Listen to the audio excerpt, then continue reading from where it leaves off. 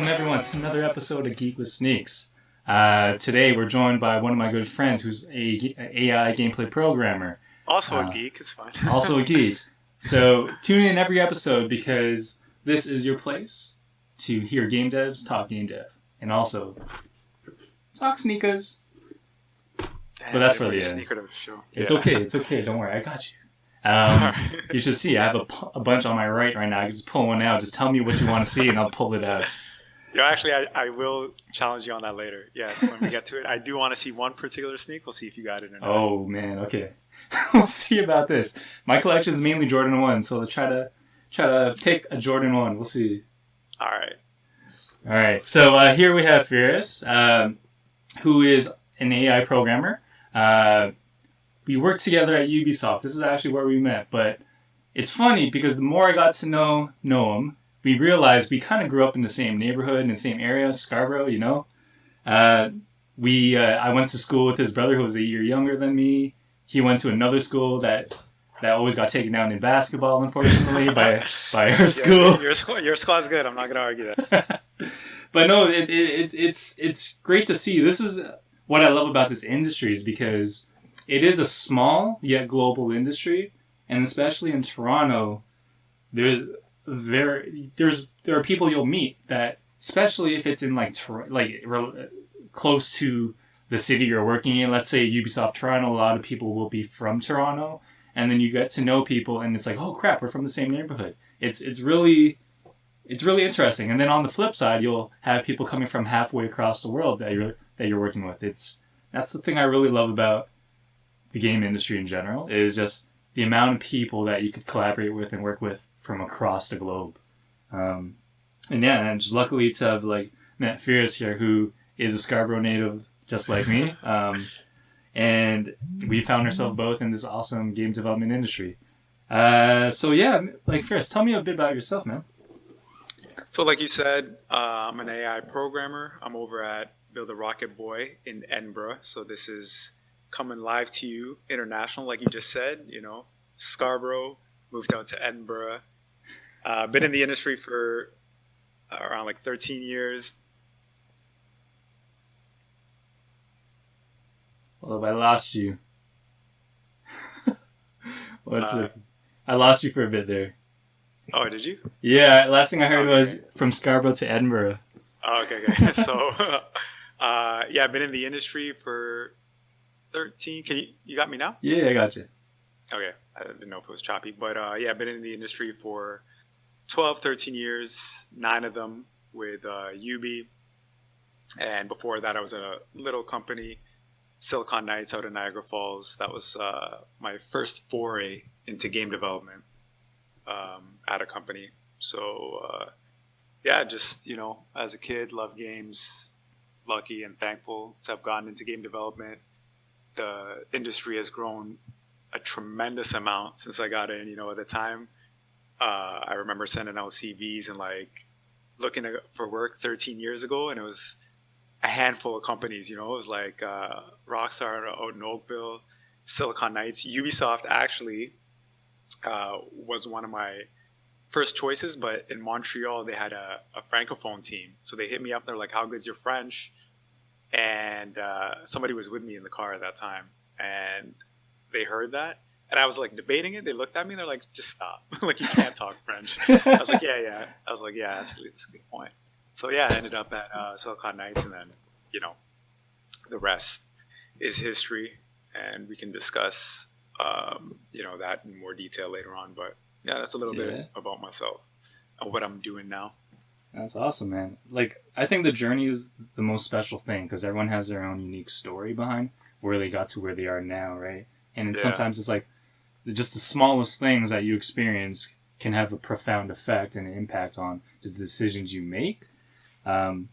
So do you feel was there any of these things that really inspired you? Maybe as, growing up playing video games, even being in high school, what are the things that kind of helped you establish the direction you want to go in? So first off, I don't know, my parents, I don't recall too many memories of playing video games with them.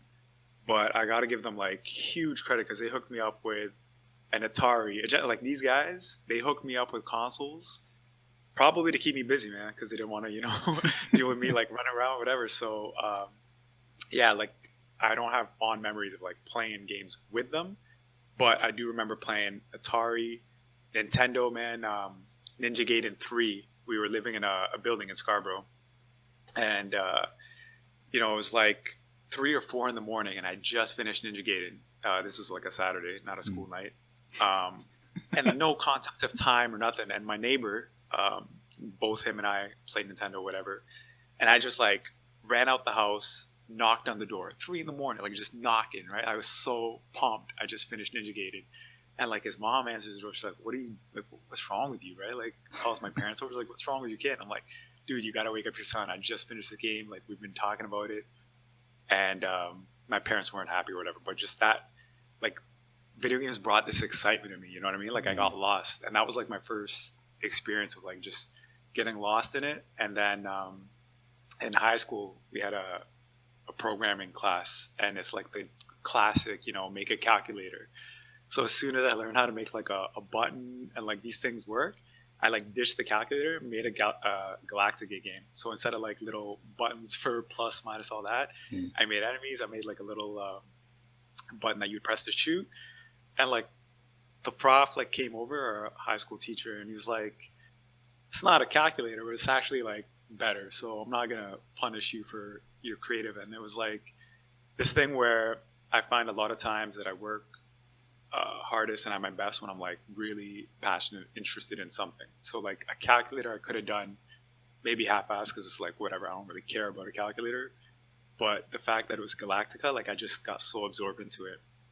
And so for me, these things really made it clear that you know, this is something that I would enjoy as a career. And like I said, it was good timing because at the time that I graduated, the game industry was blowing up in a sense, and there was just jobs available in a nearby place, Niagara Falls. So yeah, I took computer science in uni as I couldn't really draw or anything of that nature, and ended up with a job. It's awesome, man. Like it's crazy how like we could always pinpoint it to like one moment that we could really keep drawing from and just remember like that was like the turning point. Because you know, like the point of growing up and being young is kind of discovering yourself, right? Not saying that you can't just discover yourself later on in the later ages, right? Because people change professions all the time. 100%. But like to just for comparison, like for me, like I love playing video games. Like I'm a little younger than you, just a little bit. Not saying you're old. No. But you know, like so for me, I was an NES guy, right? Like started with the NES, Super Mario, Duck Hunt. That was me, right?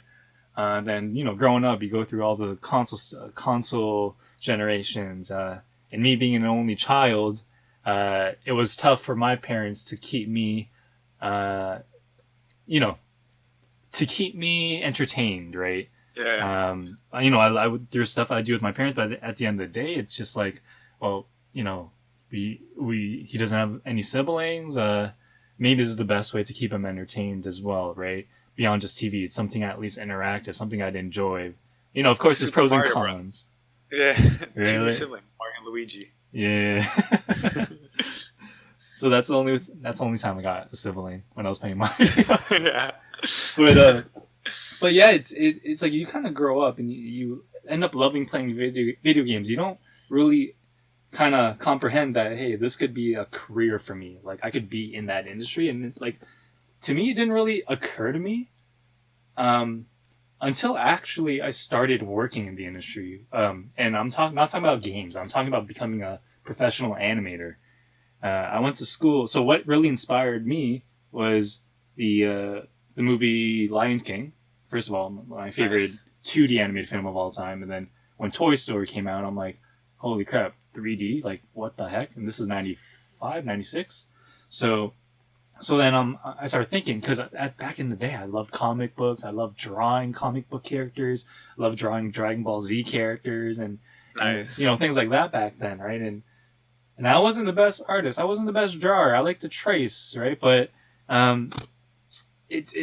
I just found that, hey, I am creative. They're like, it's something I grew up loving. And video games have always been like just here, right? Like always there for fun. It's been more of an outlet for me as I'm going to school, learning animations. Like, yeah, I'm gonna work on the best animated movies out there, and then like I was working on like in TV, film, like not really VFX because I didn't really end up going to VFX, but I was to the point where I had to make a decision. It's like, is this really what I want to be doing? And then I thought, wait, like what do I really love? And kind of games came into play, and getting some feedback about how game animation works and what's involved, and I'm like, this whole time, like all these games I love playing, it's because it's like the animation's cool. Like the one game I still love to date that has, I feel like, the animation systems that inspired me to think of games beyond just playing a game and like how to build animations, make them look nice, is Uncharted 2, right? Because there's so many details in there. It's crazy. It's not just people running, but it's like how Nathan Drake's walking around in an environment, just touching the walls, interacting. It's like that level of detail that just makes things so elevated. And I'm like, wow, that's really awesome. And so that's kind of how I decided to like kind of tailor my reel towards more of a game development profile. And then like now, like 10 years later, look where I am, right? So it's kind of nuts. Anyways, that's too much about me. We're here for you. But you nailed it though, like the creative aspect. I didn't mention it when I was talking about, but that calculator example, that is like I didn't mention the word without when you said it, it rang in my head. But creativity, that's the thing that like I love the most, is that it gave me a way to be creative without the artistic way, which is what I always associated with creativity. Because like I couldn't draw for shit. Like you said, you could trace. Are we allowed to swear? Yeah, we could swear. I could just bleep it out too. Okay, but so I couldn't trace. I couldn't draw, like nothing. Like, but this gave me a creative outlet, and because like all the graphics and everything was on screen, I was just moving them around. I felt like I could actually do something creative and still problem solve, because I was a huge fan of the math and sciences in school. So it was like a perfect medley combination of these things that I'm good at and what I like to do to express, my creativity. So yeah, there is that turning point. And like you said, once it hits you, it just hits you and you're like, yeah, this is what I want to do. For sure, man. I think creativity is like a fundamental core skill that anyone in the industry, regardless of how technical your profession is, you need to provide a level of creativity that doesn't need to be specifically artistic creativity or technical creativity. It's just, I guess, creativity. I know it sounds really, really vague, right? But it like, how do we step outside the box? How do we look at things from a different perspective?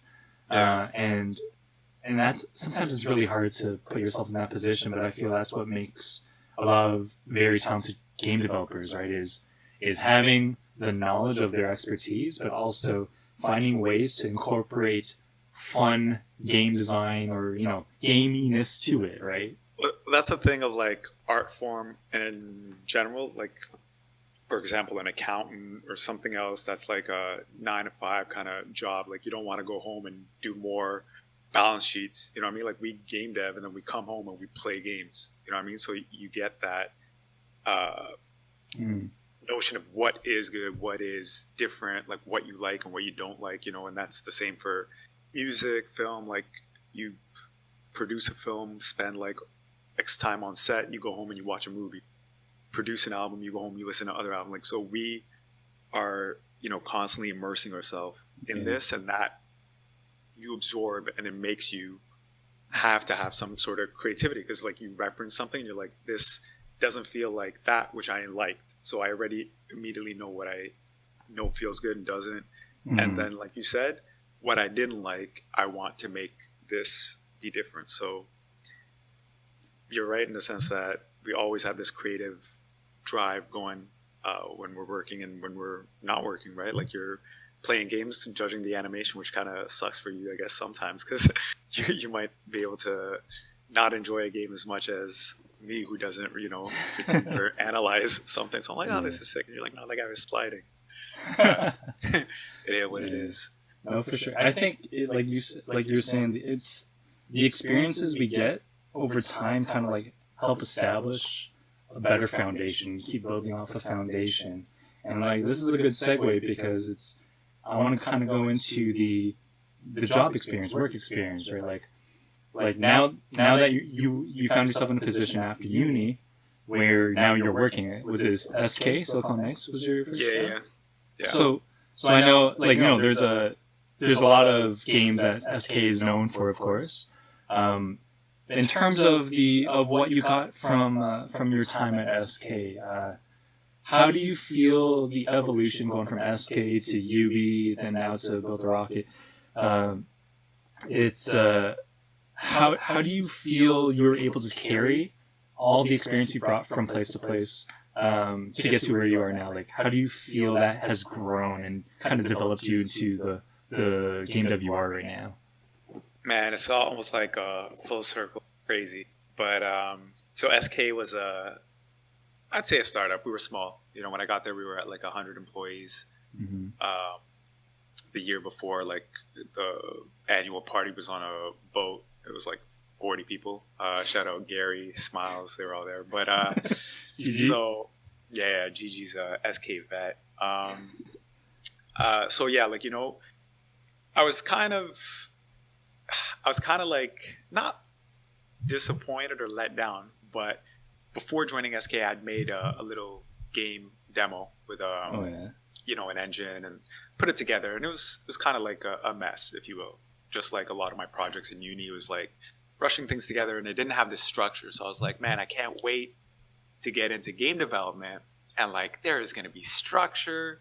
These guys have put out games. Like, oh, this is going to be amazing. I'm going to go in. It's going to be like, dude, you do this. I'm going to see these guys like everything is polished, and like it was a reality check, man, because it was just a bunch of people wanting to make a game, man. It was like me times like X amount. Like, of course, they had much more experience, really smart guys, like great, talented people that I worked with. But the nature of it was not chaotic, but it wasn't as structured as I had thought, because you see a lot of people see the finished product of a game and they're like, oh, yeah, like these guys, they knew exactly what they were doing from day one. This thing is, and it's like, nah, man, it was like, there was bits of code, bits of like art, like all these things just all over the place, and you had to put them together, throw some things out. And it was just, for me, I was like, man, this is game development. I really thought it was going to be like this incredibly tight run ship.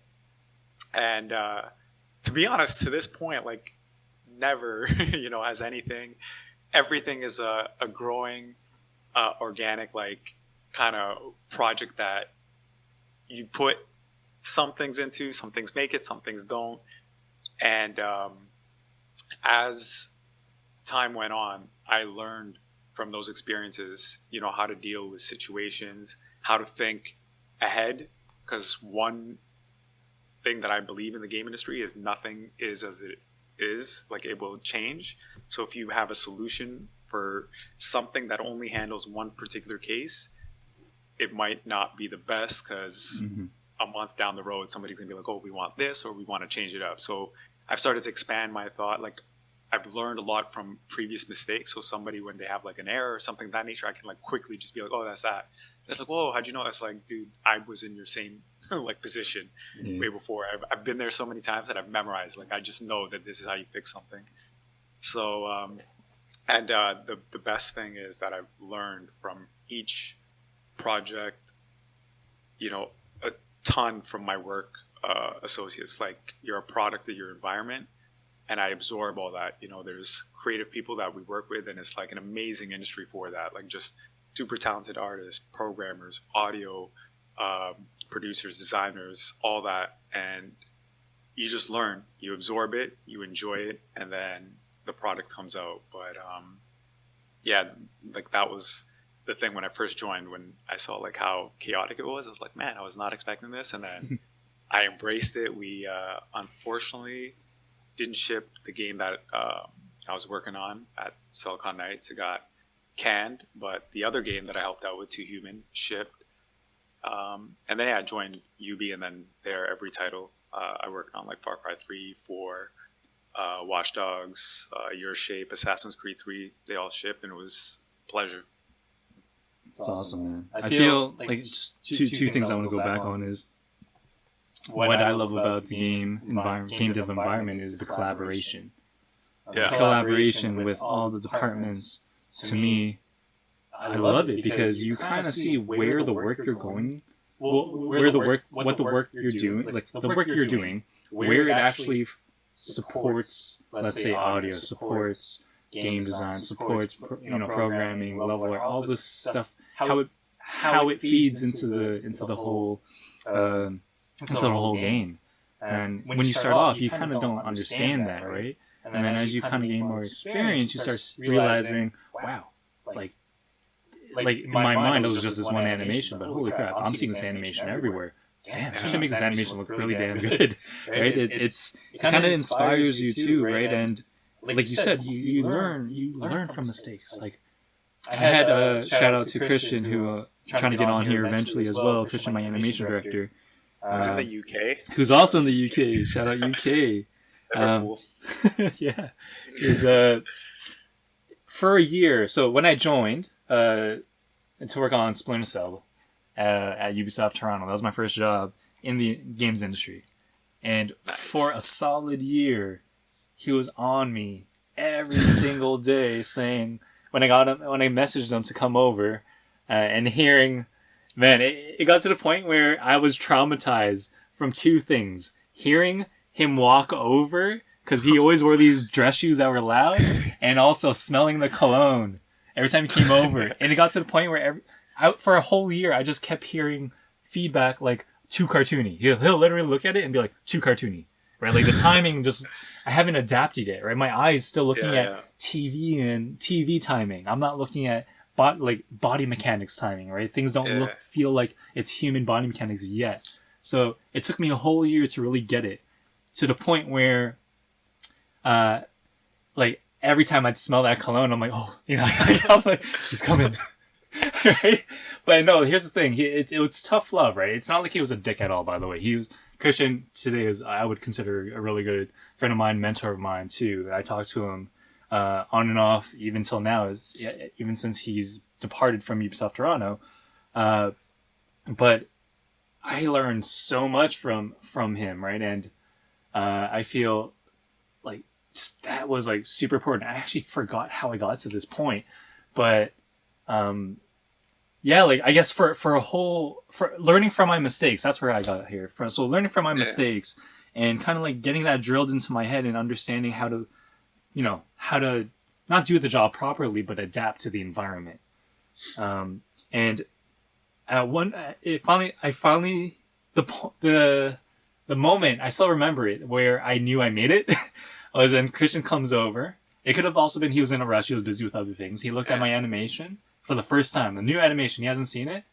I thought it was pretty good, but I'm like, who cares what I think? And then he comes over, he presses play a few times, and he's like, good, approved. And as he's walking away, nice. He's like, that's the first time I ever looked at something the first time and approved it right away. Wow. And I'm like, that was it. I was just like, Rocky. I'm like, I made it. But yeah, like you learn from your mistakes, and it takes time, right? You can't be discouraged. The thing about being not just an artist, not just a programmer, not a game developer, being a creative means you need to learn how to take constructive criticism properly. Yes. That's really important, and not be like, no, but like I did this. Like, listen to the feedback, extract the good parts out of it. Sometimes it might be a little too subjective, but the objectivity there, you need to extract that out and then apply it in your iterative process. It's really important. And that's how you improve yourself. And I feel what I want to ask you is because of all the highs and lows and just the learning curve of coming into the industry and like all these expectations you thought were going to be here when you started at SK, and it's like, oh shit, we're actually starting from here and we're building together, right? Like, do you feel that learning process equipped you better? So at least when you transition to Ubisoft, you kind of not only knew how things should work, but also apply and suggest ways or think methods that you've learned and practices you've learned from SK into your work at UB. Yeah, for sure. So one thing that you actually nailed is like the Christian reviews that you have. So, there's reviews at any work situation that you have, and how somebody gives critique and how somebody takes critique. Those are key elements of growth. And in video games, there's, people that are not maybe the most social, if you will. So you were lucky. I know Christian as well, Christian, and he, like you said, he is a really nice guy, very easy to talk to, and gives critique. I've never been in an animation critique with him, but I would imagine he gives it in a way that is positive, right? Mm-hmm. And whether it's positive or negative, it is critique. And the thing is, you have to respect the seniors, and it is for the better of your thing. So I've been in situations where, trust me, like I thought I had like done something that was great, and like somebody says, no, do it like this, and like a part of me is like, is it because of an ego thing? Like, this is like, what is this? And you kind of get down in a sense, like you're like, every time I try to do something, they're saying redo it. Like, what am I doing? Like, am I even good at what I'm doing? You know what I mean? And to be honest, it makes you better. Like, at SK, I like came from uni, so I was the only one critiquing my own stuff. So everything that I did, I passed in university, and nobody reviewed or anything. Like, the teacher just gives you a mark, so you get like 80, 85. That doesn't say anything other than it's good enough, yeah? Mm-hmm. So you get in and you start doing your work, and somebody will be like, oh, that's not, the most like optimized or efficient or whatever it may be, right? Or legible. So it'll be like, change it. And it's like a style thing. It's like they're just saying adhere to our style. But you learn that the company or the project is growing, has like, you have metrics, we have style, like there's things need to be cohesive, right? At any point, somebody needs to be able to step in, figure out what's going on. And like, these things are not knocks on you, and it is more of bringing you to the quality that they want the like leads and seniors to see, and because they know you can reach it. Mm-hmm. So like, you have to, it seems like, work a little bit harder in the beginning to reach that, but it is something that could put you in a down spot. Because like, to be honest, there were times where like I felt, like things are not going well, and it's like, what's like the point of this? You know what I mean? But that moment that you had with Christian, I've had those as well, and that's like when you feel like it was worth it. Like, you took the critique, you worked on it, you've mastered your trade. This is what you're doing for your life, right? Like, this is what you're going to be working on, so you might as well do it well. And sure. I learned a lot of that at UB because I spent 9 years there, and like, you had Christian, I had a ton super talented programmers that I worked with that by example showed me, and even at times when like, they would bust my balls, and I would like look like I don't like them just because they were busting my ball. Like, I respected it, and it makes you better. And now I'm in that position with like juniors, so the thing spins around, and like, you knew you were like that at one point, so you can't expect, and you're like, dude, trust me, what I'm saying to you is for the betterment. Like, I'm not being a dick. And like, you come off as a dick because like somebody spent 8 hours doing an animation, and you need to go too cartoony. It's like, dude, I spent 8 hours, and it's like, I'm trying to better you. So yeah, it is what it is. But the experience to get me to where I am now, the journey has been one that I've always looked back and learned on. And sometimes I'm a little embarrassed of, 5, 7, 8-year-old me from the industry being like, damn, I really did that, or I put that code together. I hope nobody sees it now. It's like embarrassing. But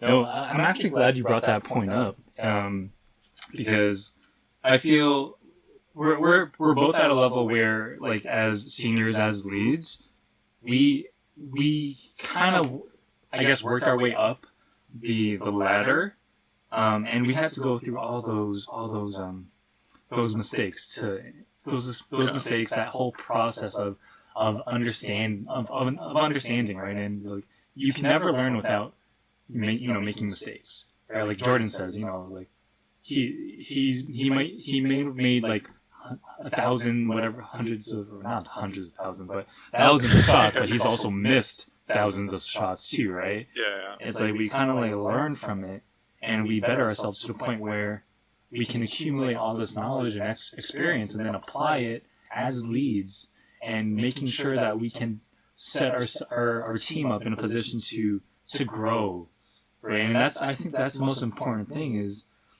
especially with some studios that can't always hire senior talent across the board because of cost, because of budget, as an example, right? We try to find people that are like that have potential, juniors that have potential, Yeah. and then when we see that potential, we we'll hire them, and then share the knowledge and experience along the way during the project to help them grow. And I feel that's really important because I'm seeing it right now, and like one of my animators is, he's a great animator, still trying to learn a lot of the technical side of gameplay animation, and just has a lot of like maturing to do, not in terms of character, but maturing in terms of their role as an animator in games. Yeah. And I think guys like us we're integral to that process, right?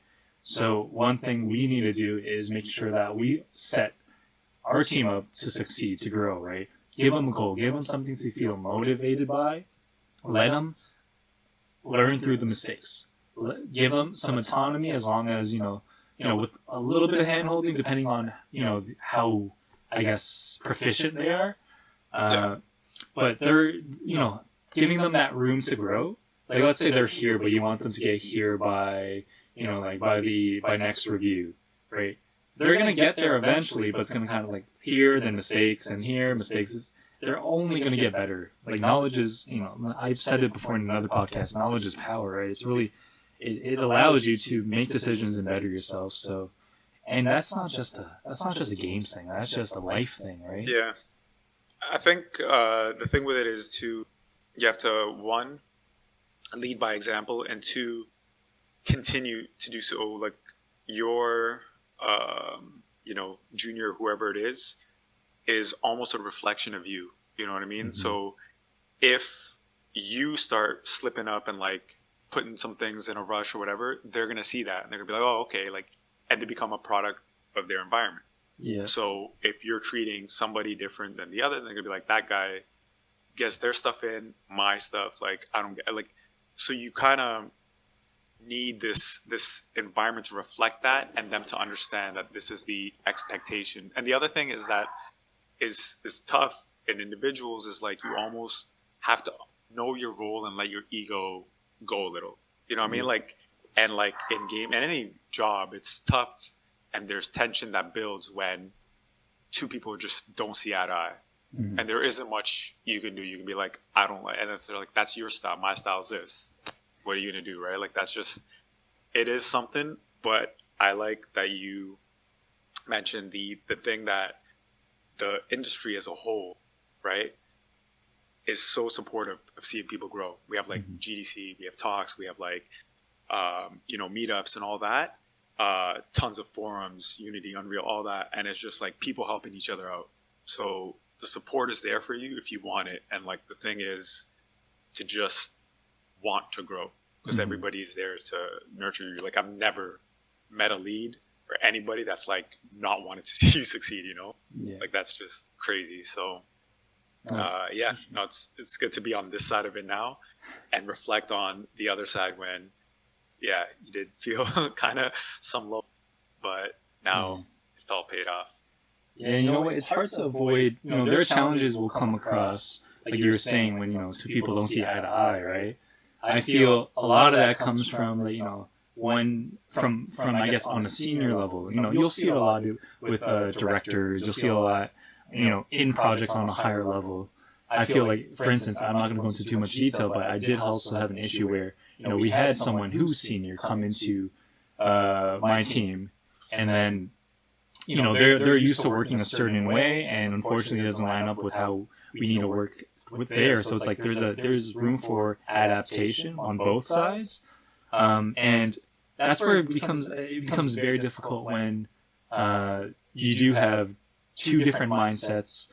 I'm sure it happens all the time where you'll have someone senior come in and be like, no, you're doing all this wrong. This is how you should be doing it.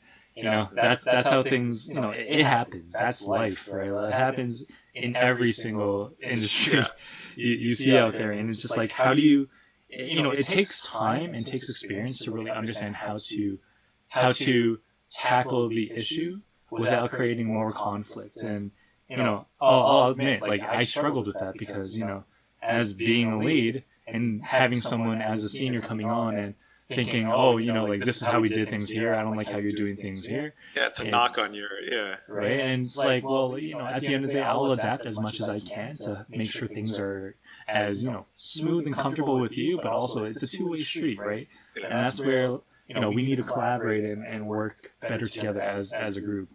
And, directors will always have their own, directors, their job is to give direction. Right, and when two directors clash, when two directors clash, you'll see it. It will always happen. So when you see it, don't be surprised, but understand that everything is embedded. Like, their decisions are embedded in what is most beneficial to the game, in their opinion. Yeah. So there's always, you need to see the good in what people are trying to say. And that's really important. Is like, you can't just block out what they're saying. Is just like, really understand what they're saying, not just hear it. Understand it. That's two different things, right? It's not just I hear you. It's like I understand what you're saying. Exactly. That's key. So important. But yeah, it's like those. Like we can grow in so many ways. Like from a technical level, from a people management level. Like we're always growing. Like there's always training to better ourselves as individuals and employees in the workplace that at least Ubisoft provides. Right. I'm not sure how it is over there too, but like. Training and developing ourselves is like very important to the studio, and to the industry, man. I said, it's like probably did it surpass film? I don't know how it grosses, but video games, it's top three. Like you got film, music, and video games projections got to be like higher than film at this point. Which is weird because with the situation now, social distancing, you think there's going to be any movies that come out next year, right? They can't film. I just thought of that yesterday. But anyhow, that's totally off topic. But as a whole, music was coming out 60s, 70s. Like they had like studio, whatever. Films have been. So we're a newer media that is maturing. So our processes aren't as tightly done. Like there are these clashes or whatever. But as we grow, we'll learn with this, like people will adapt to situations and hopefully it'll be less conflict within studios and projects and things of that nature. But it's what comes with the ground. But man, the industry's booming. So no, for sure. It's a huge industry. And like you said, film and music has been a thing for centuries. Profiting off music, I'm not sure, but like film has been a thing since what, the 30s, 20s, 30s, right? Yeah, I think so. So like, and us, like it started in what, the 80s or 70s? I don't remember. My game history knowledge isn't that great. I think Pong came on the 60s, but like that's really, late 60s. Yeah, that doesn't really count. 70s is when it probably started picking up. Yeah. But somebody can fact check us later. No, for sure, man. It just goes to show that we're still growing, and like the exponential growth in this industry is insane. Because at the end of the day, people, there are so many different ways to access, I guess, games from different mediums, right? There's the console gaming. There's the phone gaming. There's like web browser gaming on like Facebook, like with. Was that Farmville game or whatever it was called, right? There's so many ways to game, and like there's so many ways that people are finding figuring out how to profit from it too. Because at the end of the day, it's still a business. Yeah. So it's crazy. I think there's a lot. I think with technology comes new ways to game. Right. That's why you're seeing things like Stadia and a lot of streaming driven geared towards Twitch. Yeah, exactly. Right. Like sharing games. Oh, that's actually a big one too. Is I never thought how big watching people play games would be. I never thought that would have been a thing, but now it's huge. It's huge. Yes. Like the platform is insane. Yeah. It's like we focus. Like I think there's a lot of. I'm pretty sure this is consistent in across the industry. Is we pay influencers to play our games because hundreds of thousands, if not millions, are exposed to this. And if this one person that has 1 million subscribers is playing this game and talking about how fun it is, it's like, oh crap, I should get this game too. This looks pretty fun. And it's like, it's crazy. It just never occurred to me. Like, if you ask yourself 10 years ago, like, would it ever get to that point? And like, it has, right? And like, just gaming, esports as well. Like, pull out sponsors. Yeah. Like, take a look at what you call it, like F1. I'm a big F1 guy, and F1 is postponed, right? All these Grand Prix are getting canceled, but every week, as of for the last couple of weeks, they've been doing virtual Grand Prix with a lot of the F1 drivers. So like, there's one tomorrow with a few F1 drivers. Actually, I gotta pick up that game. 2019 edition. Oh man, nice. Hit me up. We'll play. I've been racing, man, on my wheel. I love it. Oh, nice. It's fun. And to speak on that, also 2K had the NBA players do a little tournament. KD's in it. I think Ben Simmons is in it, but yeah, it's crazy, cool right? Stuff. It's like you see these professionals accessing the games industry to continue the passion for their own profession. And getting more people involved, and that's awesome to me. Like that we could do that. You know what I mean? Like, how many times are there events like like Call of Duty events or Halo events where they just invite all these celebrities to play? Yeah, you know what I mean? And it's like, yes, sir. I was gonna say I'll actually share one thing. So I went to GDC years ago and saw the NBA Jam postmortem. And the developers behind NBA Jam gave the talk, and one of the things that like blew my mind was at the peak of its popularity, NBA players would take the NBA Jam arcade on their plane. Yeah, so they'd be on the flight to wherever they're playing, and they're just playing nonstop. Then after the game, if they're in like Chicago, whatever it may be, after the game, they go back to the hotel where they have the arcade set up, and they would actually just play for money. Maybe we could the gambling part, but they would like stay up to like 3 or 4 in the morning just playing NBA Jam amongst themselves after they had finished the game. So not even go out or whatever, just go straight back to the hotel and play NBA Jam. Like that's the kind of like power that game had. It was just on the flight, like we need to travel this game. And I think somebody else used to like hook up their team with PlayStations, like wherever they went to. Like they would have PlayStations in the hotels. I can't remember. I read that a while ago. I think I've seen that too. I think it was like Kyrie Irving or something. I forgot who it was. Yeah, I think they would get a new one, which is like insane to me. It's like you should just buy one and carry it with you. Like they would get a new hotel, but whatever. NBA money. No, for sure. That's really cool, man. Because who doesn't love NBA Jam, man? Like who doesn't love that game? Yeah. And I'm sure like that game. Us growing up playing it by being like there's playing basketball. And then going home and playing virtual basketball. Yeah. It's like it's still sticking with the passion I love, just in a different medium. Exactly. One that allows you to dunk. Exactly. And it's like what it does is games at the end of the day give you a sense, like it allows you to live vicariously through this avatar. You know what I mean? And bring yourself into a world, right? Like whether it's on a basketball court or in an F1 racing car or in a haunted mansion, right? Or a haunted house, stuff like that. It's bad experience. Yeah, it's interesting, and like the whole VR thing too. I remember trying to play VR Resident Evil 7 on PSVR.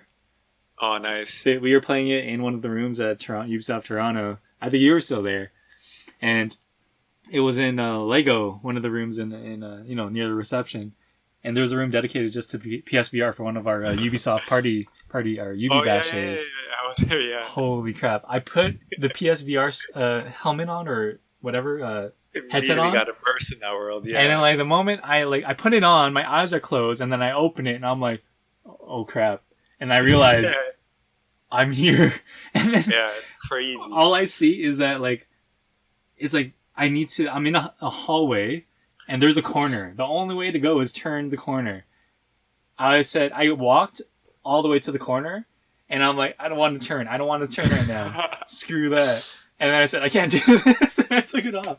It's so immersive. And I feel like that's what I love about games. It's so immersive. This is why, like, they want to play NBA Jam on the planes because they're so immersed in playing and, basketball and having fun with it. That stuff is like, I guess that's what I love about games in general, man. It's a different experience overall than any form of entertainment that can provide the audience, man. That's that's one thing where I guess maybe our age will start to show. But one thing that I kind of don't like about the newer games and just the way the platform is, like I'll have a craving to play like a game, let's say Call of Duty. I'll be like, oh, let me like play, and then the latest Call of Duty is like 100 gigs, so I gotta wait till tomorrow because it has to like download, and then it's just like the amount of like I'm not a huge fan of like 30 different buttons and like all these things. Like I like the Halo. I grew up on Halo, Mario. Like these were 4-button games, so now it's like, do you have this perk? Do you have that? And I'm like, dude, I just want to be able to like run, shoot, and that's it. Like a cover, whatever. I don't want to like unlock this and do that. So for me, that like little bit of simplicity I miss, in which you just pick up a controller and you can immediately start playing and learn. I guess like an easier, but dude, like it is what it is. Like there's little kids that pick up a game and in a couple hours they know every single combo button, whatever it is, and I look like a noob for a whole month or something. So you know what? I feel like simplicity is key to expanding your audience. Like for instance, like if I give a game a game controller to my wife and I'm like, hey, I want you to play with me. This is co-op. She's like, what does this button do? Like at the end of the day, it's like there's like, okay, you gotta hold L1, press square to do this, and then also it's like she goes to me like, how are you really like? They need to make like a contextual mode where it's like, look, I don't care about if I go to the door, open it. If I go to a ledge, jump it. Like, you know what I mean? Like, just streamline this for me. I'm a basic player. I guess that's the OG gamers in us, man. We're used to 4 buttons. A, B, even just 2 buttons. A, B, right? Like, an ABXY with the bumpers on Super Nintendo. ABC with Genesis. Oh, they're always different. ABC. Quick though. Yeah. Are you a Mario or a Sonic guy? Like Sonic 2 or Super Mario 3? For real, hey? Yeah, I'm a Super Mario World 3 is like probably my favorite Mario game of all time. That introduced the feather, hey? The feather was the next level. You already know, man. That was good, man. Just having to run, jump, and next thing you know, you're like gliding in the air, and you access all these places.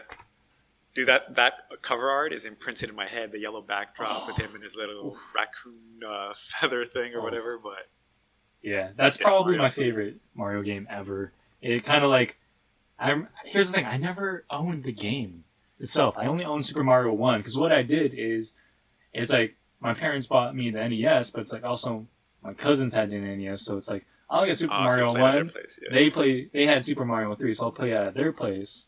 But it's, man, like, to this day, like, that game was so fun. It was so fun. And all the little things you could do, like the mini games, and making sure you get this, at the end of the level, you hit that thing to get the star or whatever you want. It's, man, good times. Y'all skipped the acid trip that was Super Mario 2, hey? Oh, I did. Yeah, I think everyone did. yeah, that game was like for just a select group of people, but it wasn't bad. But it was no Mario 1 or 3. Yeah. Maybe just go back into the game dev side of things. I'm just curious, because we were talking about challenges earlier.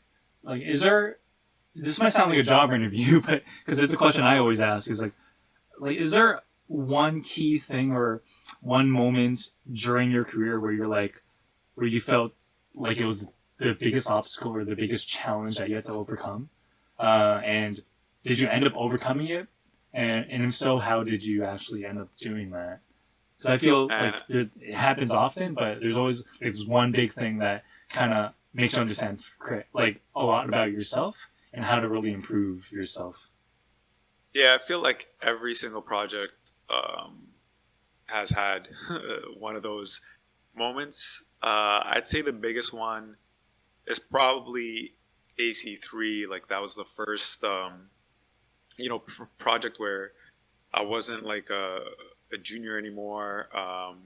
I'd been given a system for the targeting. So like they wanted pinpoint targeting with the reticle. So like if I was aiming the reticle at your toe, you were highlighted. If I just went slightly off, boom, you're not targeted, And there was a designer that I worked with who had made the system in Unity, I believe. Like, so how he envisioned it, and like just uses circles, boxes, like a very dumbed down version, but he at least could show me this is what I want. So that to me was like, okay, like I've been given a system to build. The designer I'm working with has the vision for it.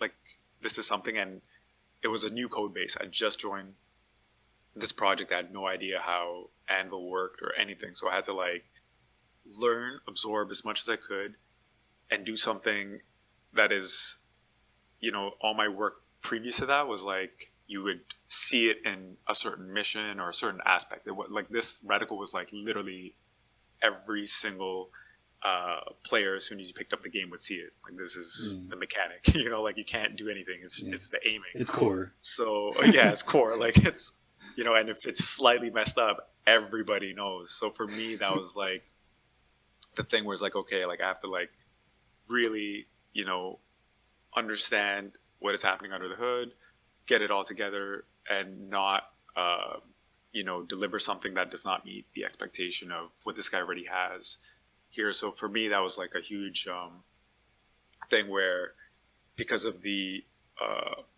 importance and the amount of systems that it touched, I had to really, really, really be intricate with it. Whereas before, it's something that I can test in a gym, whatever. And if somebody found a bug later, I could fix it. Not everybody had noticed. So this was something that, when I finally put it together and showed it to the designer and it met his exact expectation, how it was, and it was in the game, I was like beyond proud and thrilled, because it was just every single person commented on like, yeah, this is good. Like this is how we want it to work. And it was just a big feature that, I even met with the lead and like gave him a proposal of like, oh, I think we should do this, whatever. So I put together these like meetings and things. This was like a coming of sort of thing. This is when I finally got the confidence to like express myself, deliver on a task that was a system, and it worked, which is a huge confidence. So that to me was like a huge turning point where I felt like, okay, like I actually belong in this industry. I'm good. I enjoy it. Like this has been something that I really enjoyed. So for me, that was like one challenge that I feel I overcame and did really really good with. In regards to like challenges, like I'm lucky in a sense that I have a good personality and I'm like easy to talk to. So I haven't had those challenges where like this guy and myself hated each other, but we had to. I'm pretty easygoing. So like in regards to relationship challenges, there hasn't been none, but that was one big work challenge for me, and it worked good, and it felt great to see it in the game. That's awesome. It did really well. That's awesome, man. Because I was actually going to ask you after this, what is like one career-defining moment for you? And I almost feel like that kind of answered both questions. Yeah, that's right? 2 birds, 1 stone. Yeah, it's like sometimes some of the biggest rewards come from the biggest challenges. Yeah, right? 100%. And I feel that's game dev to a T is like high risk, high reward. Like if we want, like sometimes answering a question, like a very tough question, and finally finding the answer, it just gives you so much satisfaction in the sense of success in a way that like Because a lot of the times when you're making a game, it's hard to know what you're making until it's in the player's hands, right? Like, so, like, for instance, like, that's why E3 is so monumental for a lot of game developers, is because, like, first impression. Exactly, right? It's like we think we know what this game is, but let's see what the players think. And then I think that's what a story that Colin, my other animation director, Colin Graham, he worked on Watch Dogs, the first one, right? And it took the whole industry by storm during that reveal, because I think at the time, like, they didn't know, they knew what they were building, but it's always hard to know how the reception is going to be, right? Yeah. And then, like, they put so much effort into that. Again, this is all hearsay from what I've heard, but, like, you know, they put a lot of effort into building that first splice to show for E3, and it was like, okay, here you go, cross our fingers, let's see how everyone takes this, and it's like, boom, like, then they realize, okay, I get it, this is the game we need to build. We got something, yeah. Right? And that just, like you were saying, like, when you kind of had that green light, that stamp of approval from that designer, and it's just like, okay, perfect, I got it. Like, now it's like, you have all this momentum, it's all that effort you put into it paid off. And that's the payoff, is that feeling that not many people get often, right? But when you feel it, it's like you got that high, that euphoria. It's like, oh man, this feels good. It's like you feel like Superman. But then it's game development, so fires happen every day. Now it's like, oh, I feel so good, and then you come back, there's a showstopper you need to address. Like, oh, yeah, it's crap. like boom. But it comes in waves, right? But like when those high, it's like the Raptors mentality during their game championship winning season. Not too high, not too low. You're always in the middle there. Right? Exactly. Like, and when you hit that, like for instance, if you have that Kawhi game-winning shot moment, embrace the moment. Don't get too lost in the moment, but embrace it and have fun with it. But then get ready for the next battle, right? And it got to the point where like when the Raptors finally won the championship, because even like Lowry said it best, is like, he walked into the locker room after Kawhi won that shot. And he's like, "We're not done. This is not it. We're not done. We're not done." And it's like, it's not like he's bringing the excitement down, and he's just getting everyone level headed. Be like, guys, we're here. I'm happy we're here, but this has always been our goal, right? Our goal's always been up here. So let's take this, keep this momentum going, and just build off it, right? It's so important to really take those wins that you get and keep building off those wins, right? And even off losses. I know it sounds weird to build off losses, but losses are, hey, I tried this, it didn't work. Now that we know it doesn't work, we'll know which way to go in this time, right? Because like game dev could go like so many different ways to get to here, but now through trial and error, you kind of start narrowing down the path on how to get from point A to point B. It's like, don't get too high, don't get too low, but enjoy your wins.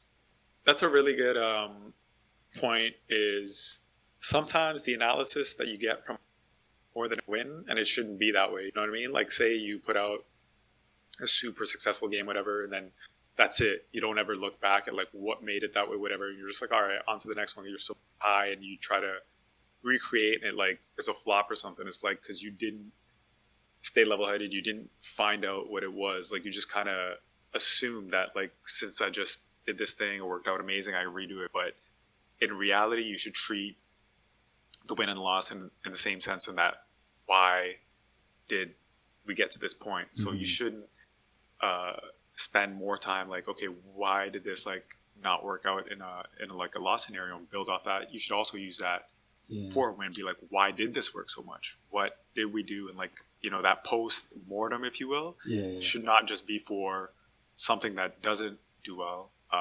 In that Watch Dogs example, I'm sure they went back and like after E3, they were like, all right, people really like this. Let's see why they like blah blah blah, and broke it down. But you're right. If you do, go on your high horse with a win, and not look back as to why or anything, and not level headed, you're eventually gonna get chopped down, and that's when you come back with a vengeance. Like, that's why they always say like you needed that to ground you, because some people continue to go upwards, and then eventually when they lose, that's when like not excitement, but like that hunger re-enters their body, and then they see, okay, why did I lose? And then they come back stronger than ever. But it shouldn't be like that, like, because Lowry was saying, like, don't let us let up, and don't think you've already won. Be as hungry as you were before this big shot, essentially. Yeah, man, it's really important to keep building off the success, like iteration by iteration, right? But it comes to a point where things do plateau, right? Like, there's two examples. There's a basketball example. I love basketball, so I'm gonna keep using those examples. You get to the point where the hero eventually becomes the villain. You know what I mean? So, like, at one point, Golden State were like, they're just running away with every single title. It's like, it's a write-off at the start of every season, right? And it got to the point where it's like, Golden State again? The first one's like, yeah, Golden State. And then it's like, oh yeah, cool, Golden State again. And it's like, Golden State again. You know what I mean? And then eventually it's like, okay, someone dethroned them. And eventually the Cleveland Cavaliers did with LeBron, and then eventually the Raptors did, right? But like, now to kind of tie this back into game dev, something I found super interesting is that I'm going to use the God of War brand. I remember watching, I don't know if you ever saw that like 2-hour documentary they did with Corey Balrog and the rest of the team. Was it on the most recent God of War? Yeah, the most recent one. Because like, every God of War game from the first one to the second and third, Ascension, the Olympus one, I think that was called for Vita, like, it was all the same, design in a way. Like, the core loop was the same. And then it's like, okay, refresh. How do we refresh this? And like, when you have such a good formula that works and it plateaued and people are expecting the same thing each iteration, how do you transform that into something new, innovative, and fun? That's but also maintaining the core of what made this IP so beloved. And man, like, they nailed it. Dude, that was honestly that was my game of the generation. Ramon, with like we were discussing like how much we like that game. Is like, dude, like, games like that comes out once in a console generation life, and for me, that is the best game that I've played on PS4 easily. Like, I put so many hours into it. I felt so accomplished when I finally finished it. That, man, it was a great experience playing. So yeah, they nailed it. It was good. But think about the risk they had to take, right? Like, that risk of, okay, let's start over from scratch. Like, maintaining like the core, in my opinion, the core of what made that game fun was the combat, of course. Combat's king in that game to me. Narrative, are you still there? I think we cut out a bit. Oh, okay, we're good. We're back. Yeah.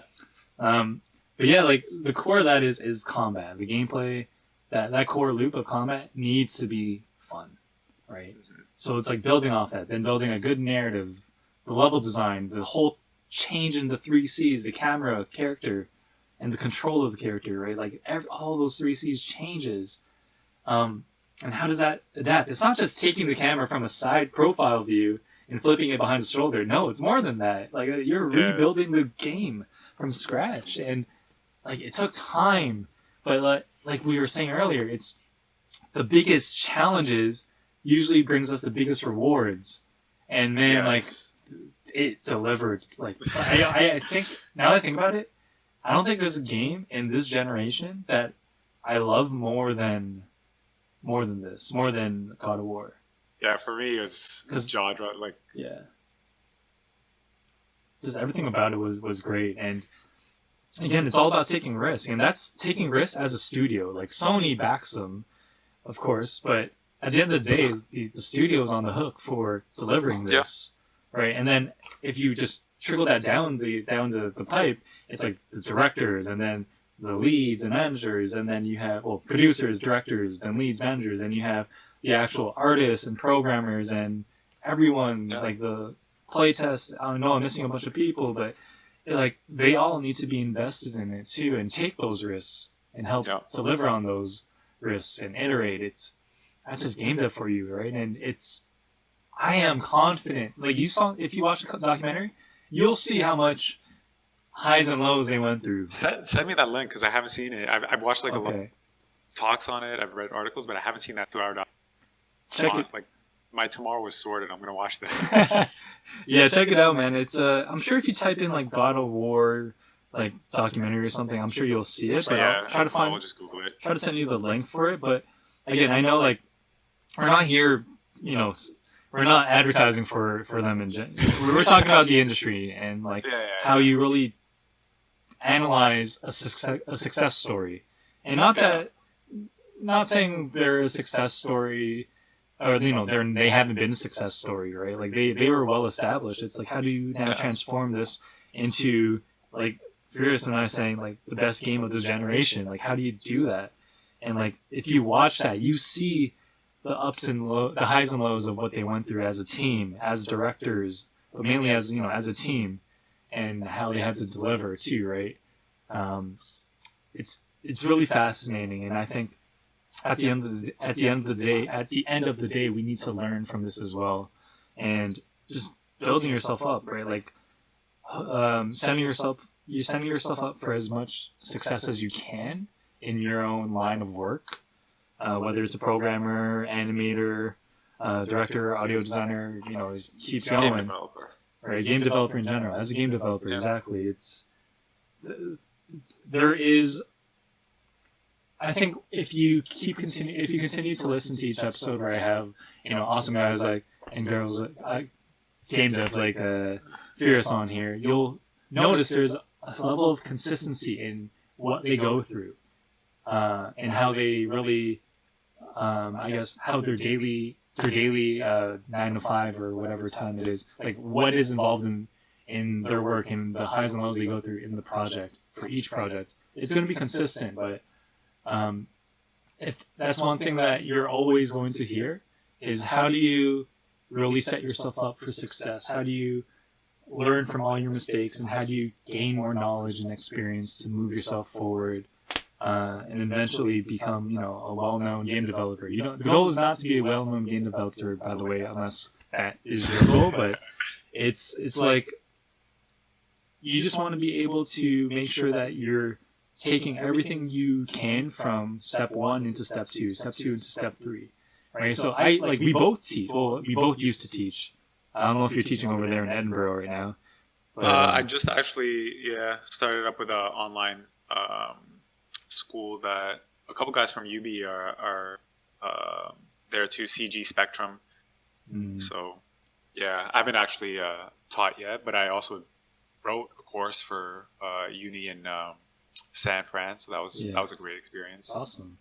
But you see it as I guess instructors, professors, teachers, mentors, we're always trying to build up, taking everything you learn in step 1, you're always bringing it into the next phase each time, where you're building up that foundation. And I think if you're starting up in this industry, it's like you're gonna have that moment where like Firas is saying, like you come in and it's like, oh crap, like we're all starting from like this level, and we need to just learn through our own mistakes. That's the only way to just improve ourselves, right? So don't be afraid to make mistakes. Don't let that get you down. It's all a process in the end, and I think in terms of the mentality to be in terms of being a game developer, it's you need to have a pretty solid base that doesn't get too, try not to be too sensitive about a lot of critique and criticisms you're getting, right? It's all in the benefit of making yourself better, making your deliverables better, right? And like it'll happen to all of us, and I don't know. Do you have anything to pitch into that one thing? Yeah, like for tips, it's like you're saying, the key is it's a team effort, Yeah. So for anybody who's coming in, the first thing that you want is to be confident in your skills, and the way to do that is by practice. school should have prepped you for it if it hadn't, to the level of, you know, whatever position you jump in. Take some time, you know, ask questions of like the peers around you. Take that criticism as criticism that is trying to make you grow and become better, not to put you down. And that's, you know, a tip for just like leads and other things, is be more positive and rewarding, because a lot of times it sucks that the only thing that you give is negative criticism. So it's good to also say, hey, that's really good. Like, you know, because it at least makes you feel better than just, oh, okay, I didn't get told it was crap. So I guess I'll take that as a compliment. But yeah, like just the juniors, the guys coming in, you know, the project might not always be what you want it to be. You know, like you love 2K, you want to make a sports game, you get put on a first-person shooter. Don't let that bring you down. That's a reflection of, you know, your work that you're going to put in, and it's going to be hard to get a job at a different company, let alone last in your company, if you're coming in and putting in a half-ass effort because you're like not in agreement of some direction or something. You know, word it in a way everybody's open for dialogue. Be like, I think this would be better if this weapon, you know, whatever idea that you have. But never stop working on a task or putting in 100% because you don't like some idea. You're not always going to like it. You know what I mean? Yeah. So growth is key in this industry. Nobody ever comes in having all the knowledge. It's impossible because every project changes. So you got to come in, know your skill set, take the criticism, build your skill set, become more confident in what you're doing so that you could, you know, start making these assertions and dialogue with like seniors and get the respect of them being like, oh yeah, okay, that's actually a point. And the thing is, you just mentioned the God of War talk. There's tons of like talks and articles and things. Go out, see what other people are doing, read up on, you know, what's changing in the industry, and just keep your skill set sharp and, you know, work towards that team goal. That's never try to put yourself outside and be like, I want to, you know, do this on my own and like go rogue, and then it breaks somebody else's dependent. Like the whole thing. Yeah. Like the whole thing is like, people are animators, designers, they're depending on you to deliver something that they can work with, whatever. So, you know, collaborate, have good communication, and really just, regardless of some things that you may feel, put that aside a little bit and just understand that this is a team thing, not an individual thing. Yeah. And when you are half-assing it or doing something that you know you're not doing to 100%, it affects the team, because somebody could have spent hours and hours on an animation and then needed that support from a programmer to make it really shine. And when you don't give it, that's unfortunate, you know what I mean? And at the same time, if you know like, you know, something is just not possible, communicate with them, be like, this is not going to work the way you think because of this limitation. So that comes with time. Like, I don't expect juniors to just come in and say that, right? Like, they're learning. Yeah, just the thing is with gaming, like any art form, unfortunately, is that it's always changing. So it's not like your school has prepped you for 10 years of the game industry. It just prepped you for your first job. And then it's on you to stay, you know, up to date and relevant. Because unlike maybe accountant and some other, you know, fields in which the field hasn't changed in 30 years. So some guy, you know, literally hasn't needed to update their skill set in 10 years on the job. Our field is not like that. I, to this day, still learn something every day, and sometimes from a junior, because they're, you know, learning it in schools or like some article. I'll be like, oh, I've never seen that before. That's cool.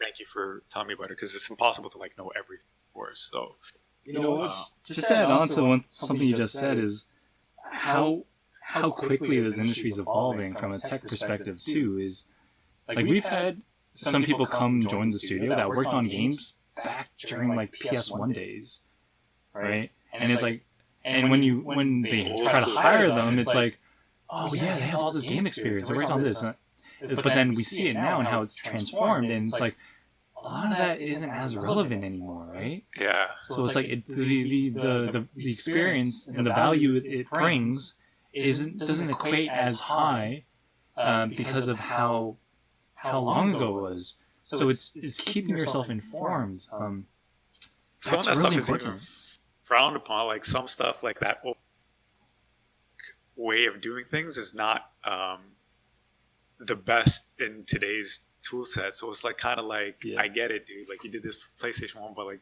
you understand nobody knows how to read this. So it's like in programming, at least I don't know how it is in animation, but like if somebody comes and starts doing like really crazy bit shifting and all this, it's like, okay, cool, but the next guy is not going to know any of this. So if you left, we're like stuck with PS1 stuff that nobody knows. So it's something where that person has to know. That's great that they know that, but also know things that work with the current state of C++, whatever language that you're using and the tool. But yeah, that's the industry, man. It just keeps going and you got to go with it. Otherwise you'll be a little bit dated. For sure. And like that's not limited to industry professionals too. This also applies to students or just anyone who's interested in entering the game dev industry, right? Like they need to be informed. Like what I like is that I have some students that try to keep themselves, I guess, up to date with a lot of the tech and a lot of the trends in the industry, right? And so at least they're well equipped and well prepared with some knowledge when they transition from going from being a student into actually being a working professional. And that's important too, right? Like is as a student you got to be prepared. But so both of us taught at George Brown. You're still there, and I was on the panel of the course development panel with the industry professionals. I don't know if did you have a panel for that on the animation side, or no, we didn't have that. Okay, so in the programming side, we had that, and we'd have heads of studios, along with the teachers or some of the teachers, sit down and say like what they expect out of students, right? Oh, are you talking about faculty night? No. This is just like strictly George Brown. Like faculty night, actually. Faculty night is a reflection of that. So yes. So can you repeat that? It just cut off. Faculty night. So faculty night is an extension of that. This was a small group in George Brown, like 10 people, just like me and a couple other instructors, and like our studio, our faculty head, and some companies that actually hire our students or want to hire. And the number one thing they always said is they want students to be ready out of school, right? Like, so what's going to prep you more than knowing what the industry is doing, what they're looking for, and trying to, get to that level. So when you get there, you can actually immediately contribute. Yeah. So if you're not paying attention to the studio or, the industry around you, you're going to have a harder time adapting. And then they're going to be, even though you're super smart and everything, they might be a little let down that it's taking you so long to get to using their tools, which are industry wide. Like, Unreal, for example, like, oh, I don't know Unreal. It's like, okay, cool. You're good at C++. We'll give you some time. But 2 months later, you're still not delivering anything. It's like, dude, like you should have known this is what we're using. This is what is important for a thing. So being industry ready is something that all employers look at as students. Yeah, no, that's important. Like right now I'm teaching the third year, so the graduating year, and there's a lot of intangibles with having like not to put myself up on a silver platter or anything, but like there's a lot of intangibles that someone like me can provide with these students who are graduating and about to go into the industry that like it could be small discussions, it could be little things in assignments that I'm integrating. It's like when I took over a couple of the third year animation classes, I was looking at it and I'm like, okay, how like this is good fundamentals for animation, but is this gonna equip them with the skill set to be in game animation? And that's the lens I had to look at it through, and I had to adjust a few things. And what's great is that like the last couple of years, like I actually got great feedback from the students who because I think I took over in the second semester of one of the third year animation classes, and they went up to me and they're like, yeah, I'm really happy that this changed because I wasn't really looking forward to this and didn't really make sense. And I'm like, yeah, to me it didn't either. And being able to kind of pivot and change what they, the skill sets we're trying to build in them, it just got them way more prepared. So maybe I could talk to our guys over at George Bryant to see if they're, we could have a bit more thought into building not just core fundamentals for animators, but the skill sets required to be as proficient as possible in the industry. Yeah, and it bodes well for the school. Yeah, exactly. Yeah, man, it's I'm glad there's a lot of great tips and a lot of great stories. I love the journey and of kind of like seeing where you've come from, because I feel like it's similar to where I've come from. Start from the bottom. Start from Scarborough. We'll bring it back now with basketball talk of Scarborough, man. Yeah, man. To wrap it up and get into the sneakers and all that, I want to say when I did move to Scarbs, I don't know, I was like 8 years old or something like that. I didn't even know what basketball was. And just being in Scarborough and seeing so many basketball courts out, and it just drew me, the same way that video games and everything. So I'm glad that you have this podcast, because both of these things have that same, and you mentioned it in the beginning, what drew you, when did you know? Both of these things drew me, and it was the first time I ever dribbled and shot a basketball, just that sport, just immediately I was like, this is what I want to play after school all the time. Yeah. So it's either basketball or video games. When the sun set, video games. When the sun's up, basketball. And that was a Scarborough thing. If I had grown up in, no offense to Georgetown or Milton or something, but if I grew up there, who knows, maybe I would have played hockey. Yeah. And then again, they got basketball courts. So. Yeah, you eventually got to dunking too. I saw a video of that. That's true. Yeah, grade 11, I think it was. Man, now I can barely touch the rim, man. Sometimes, when those brick shots happen and the ball gets wedged. Yeah. If it's wedged too high up, I can't even unwedge it. It's sad. I was like, dude, I used to be able to. This was what I lived for. Now it's just graze the rim. You take off your shoe, throw it a few times. Dude, I had a basketball coach who did underhanded layups and had 1 inch of vertical, and he'd be like, one day I when I was your age, I could dunk or whatever. I'm like, coach, come on, get out of here. I seen your vertical. There's no chance you ever in your life dunk. But he had the knee braces on, and he's like, trust me, man. One day I was able to dunk, and now look at it. I'm like, I don't want to believe it, but now I'm beginning to. He was in his late 40s, so I'm like, yeah, maybe this guy actually did dunk. Who knows? Well, too bad he doesn't have a video evidence like you do. That's the thing. That's he just has the so right now, that's just a Loch Ness monster, man. Until you show me proof, that never happened. Dude, I got that video on multiple servers. There's no way. I got it on OneDrive, AWS, physical hard drive. That video's on. It's on the cloud. So I know you said you're gonna call out a sneaker. What sneakers did you have in mind?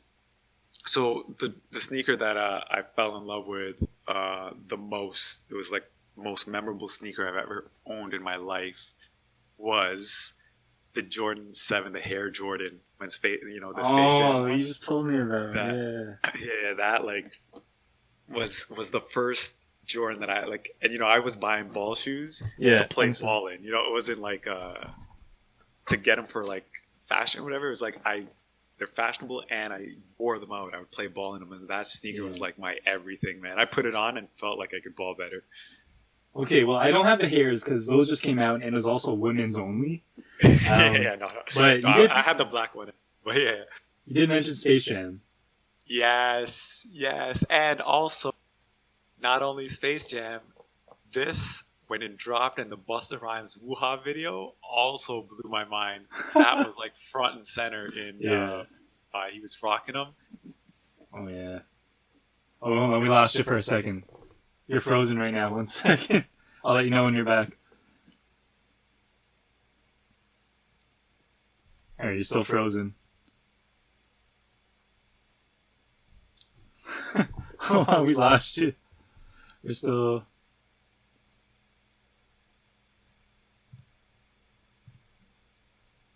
Hold on, folks. We lost him for a bit. Okay, we got you back. All right. Yeah. You're talking about the video. Yes. Woo-ha. But yo, those are the 10s, yeah? 11s. 10s or 11s? 11s, yeah. Jordan 11s. Then I also have the Concords too of these. Oh, nice. And then, like, I think just this past December, these versions released, the Bread 11s. So basically Space Jams, but with red. Yes. I had to double up. Fire. So I have a pair of rock and a pair to stock. In case they go bad. Those are, like, timeless. Those are... That would be my second favorite. My third, maybe you have them. Threes. The which ones? The threes. Which one? The what is it? I think don't say it, but I'm gonna pull out some threes right now. 1 second. The actual name is not coming to me, but I think you are gonna pull it out. Yes, that's it. That's Black it. Cements. Yes, there you go. The cement. That's the word that was slipping my tongue. Cement. Yes. Yeah. All fire. And then of course you got the Jordan 1, so that's sure. proper. Is there a Jordan 1 that comes to mind for you? For me, it's the retro, the black and red, like the OG one. That's the one that I actually most, yes. There you go. That's the one that I like. My favorite shoe of all time. I 100%. That's the most timeless shoe and the one that I associate with MJ himself the most. That is a staple. Absolutely. You're making me want to go out and actually order that online. Can't even go to a store right now because they're closed. But I would wait because any resale price for that shoe is in the thousands. $1,000 probably. Yeah, pick up on that. Man, when was the last? Really, last year they did the upgraded leather Jordan release. No, Which one? I thought they did like or maybe it was 2 years ago. That like the Jordan 1s, they did it like a release with like just like better leather and like just was that 2 years ago? I think in general the leather is improved based off which one you're getting. They released a ton of Jordan 1s though in the last couple of years. So like yeah, I can't remember which particular one. One of my favorites I picked up last year is these. They're also Chicago, but they're the origin story. So it's the Spider-Verse collaboration. Oh yes. So like if you look closely, okay, the lighting's terrible in here. I But there's like 3M. Yeah. So that 3M will like shine, and I've worn this like once or twice at most. I keep my shoes in pristine condition. Like I come home and I clean them right away. That's one thing as a kid I could never ever do. Like I was rocking, like I was buying these shoes and just wearing them up, like the most recent shoe that I got was the Kyrie, the Friends for my for my basketball. That got like a lot of positive feedback, but I'm a big fan of the Durants, like in recent shoes. I don't know if you like any pieces, but I like the KDs. Yeah. They're nice. They're really nice. And what else? What do you got like in terms of recent? Like I know you're showing your retro. Do you like any designs of like recent shoes, or you're like meh, not as nice? Well, some recent. Like I'm trying to be more selective now because I'm running out of room. Like I'll send you a picture after this of my collection. I have no room, man. Like I'm literally a geek with sneaks. It's like a wall of Funkos and a wall of shoes right now. Dude, Surrounded really, by. If the resales are up at a K, man, you can clean the closet out. I know, but it's just that's how you can end these podcasts. You can have one shoe that you like $700 if you. I know. It's like I have shoes like that. Like I have these I picked up. I don't want to flex too much, but like these are like Travis Scott Air Force Ones that came out too. They were kind of hard to get. I haven't worn these because I'm scared to rock them.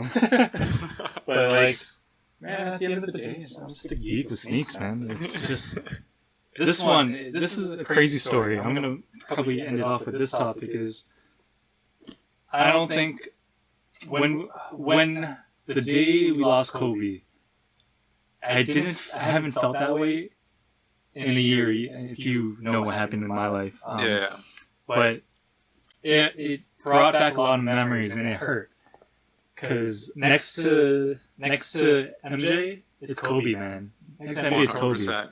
Like I actually think it's I'm more accustomed to seeing Kobe on the daily because I got into basketball watching it. Like I still remember the first basketball game I watched was MJ's Bulls versus Orlando where they lost. And I remember watching that when I was young too, and then.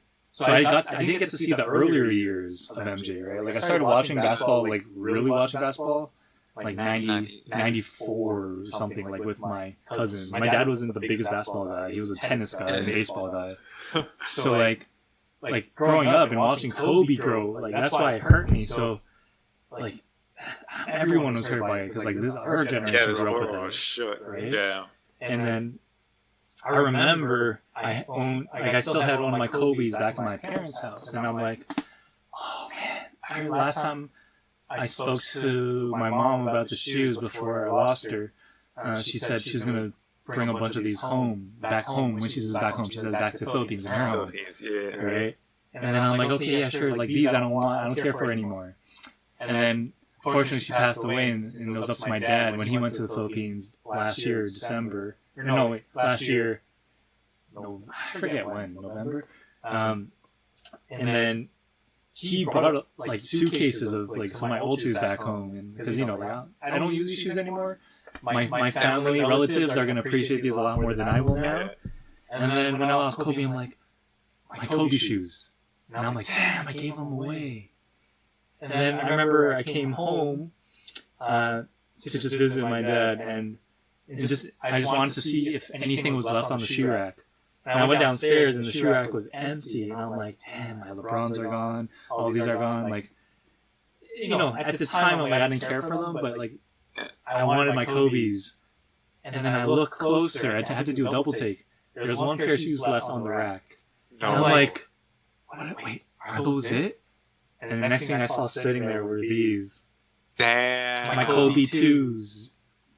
These are 2s, man. Kobe 2s. That is And I'm like, what? How are these here? Like legit, I'm like, how are these sitting here right now? I thought these were at home.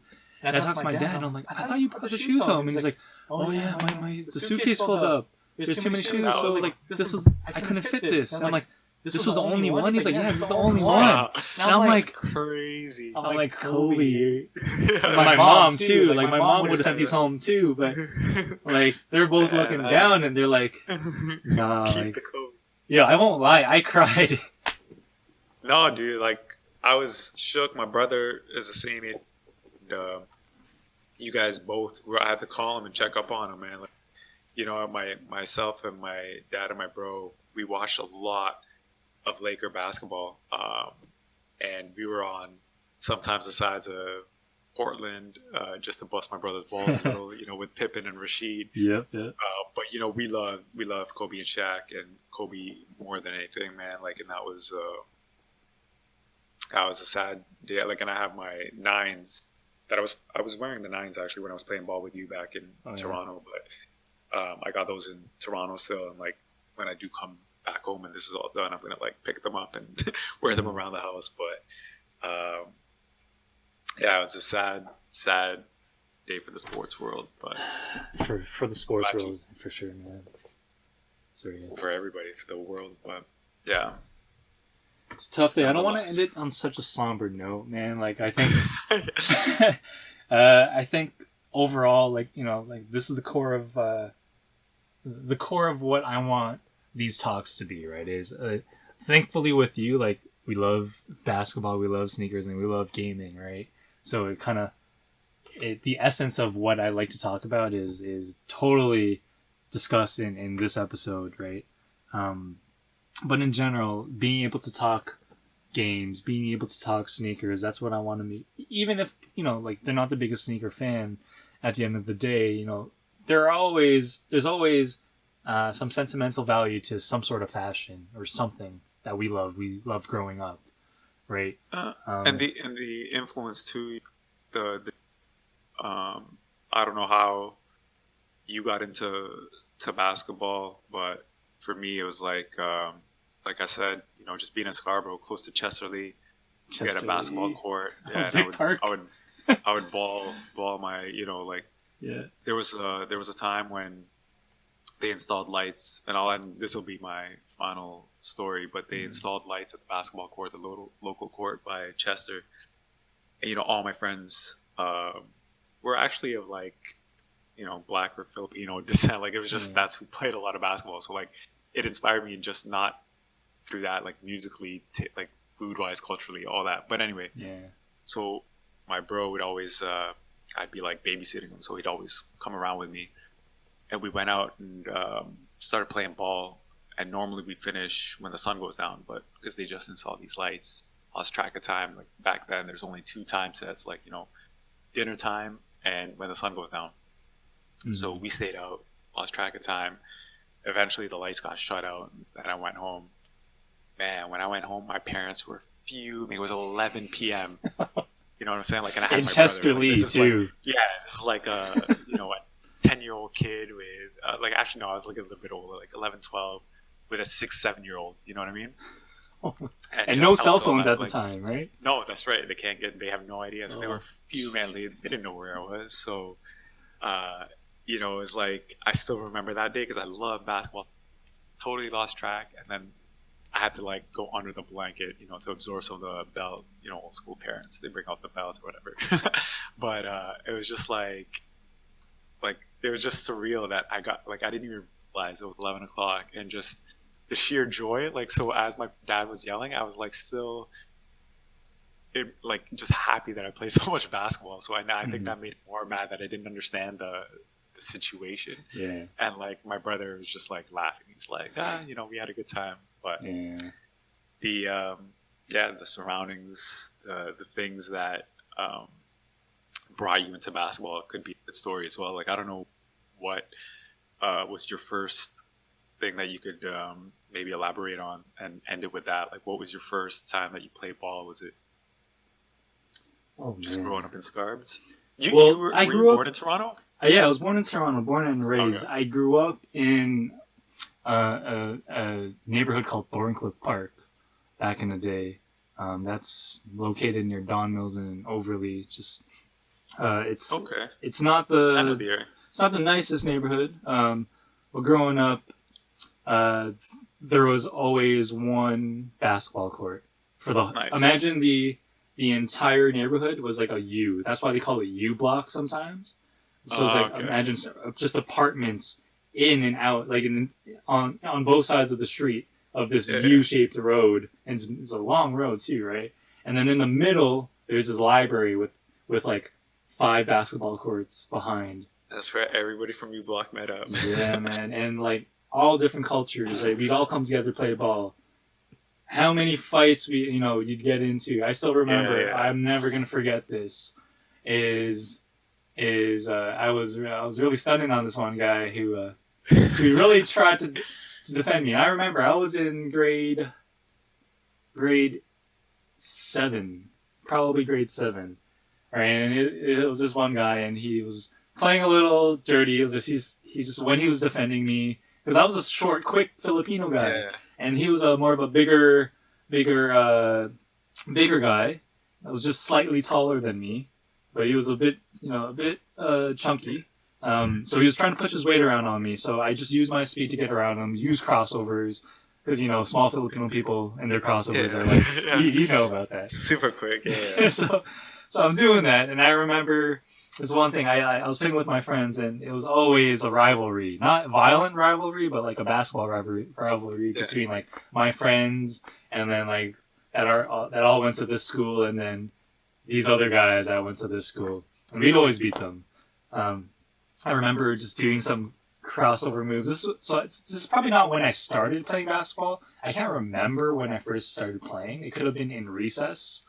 But this is a fond memory that you have. But this was a fun memory I'll never forget. Is like I remember just taking the ball and just doing a crossover shot on him, made him fall. I didn't know what a crossover really was. Like when you make someone fall, like a James Harden thing, or back in the day it was Tim Hardaway, right? AI. Like I just did it, and I didn't realize. And people at the end of the day was, they'd hype it up like, oh, and then I hit this shot. And then, like, I felt good. I'm like, yeah. I was like, yeah. I was cheering like a kid, not cheering like, yeah. I was just cheering like, yeah, that was awesome. And then the guy just comes back, starts pushing me, and starts trying to throw punches at me. And it was that moment where, like, his friends were holding him back, my friends were holding me back. I wasn't being violent. It was like, and that's probably the first time I was really swearing at someone with actual, like, who the F do you think you are trying to push me, you piece of...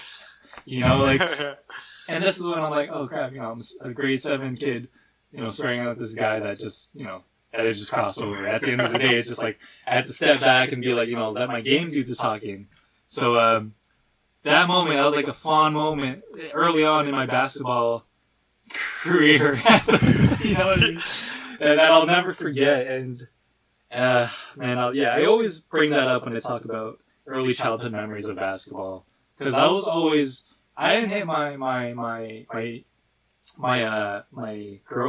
what is it called? My growth spurt. Thank you. Spurt. So that was like the end of grade 10. So I was always, growing up, I was always the shortest kid in the room, in the class. Quick.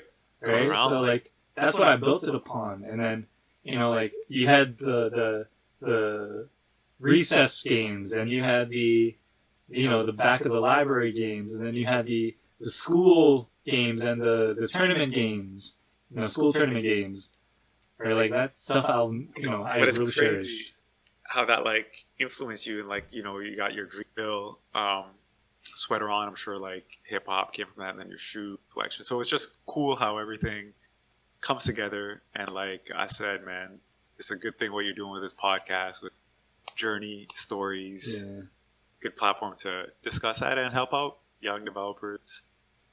Give them some insight. So yeah, man, that's the goal, right? Like when I first started this, it's just a platform for people to kind of understand that, like, what it takes to kind of get the engine started, right? Everyone has a passion for games. There's a lot of people who play video games in their own ways. Even people that says I don't like video games plays video games in some way, in some sort of shape or form, right?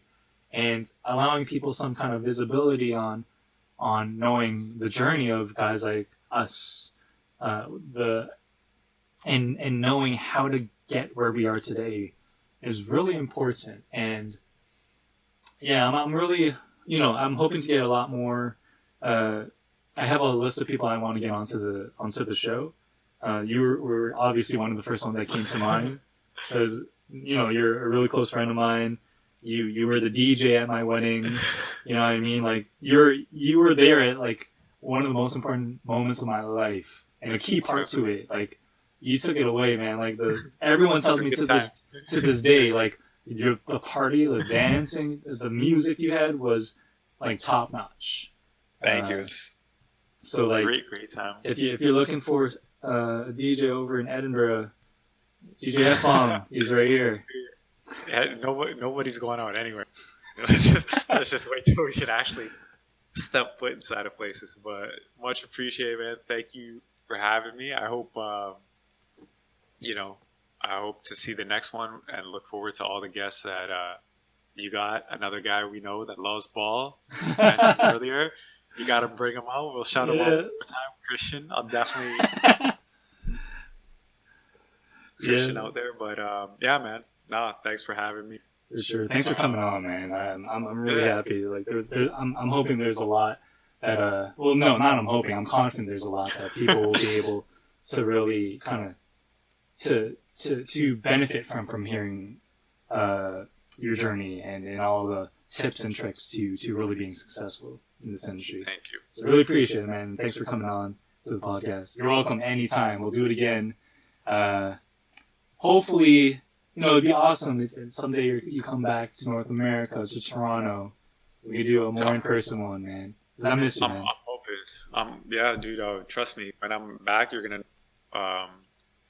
Let's just see how things work out with travel. For sure. Exactly. Well, I'm gonna say, man. Sorry, what? I'm gonna say maybe 5-6 years from now, you're watching this, people will be like, "What's these guys travel? Nobody's going out. What are they talking about?" Don't worry, you'll know that thing that happened in 2020. Exactly. 2020 got canceled. Yeah, 20. We won't talk about it. But anyways, cool. Yeah, thanks for coming on, man. I really appreciate it.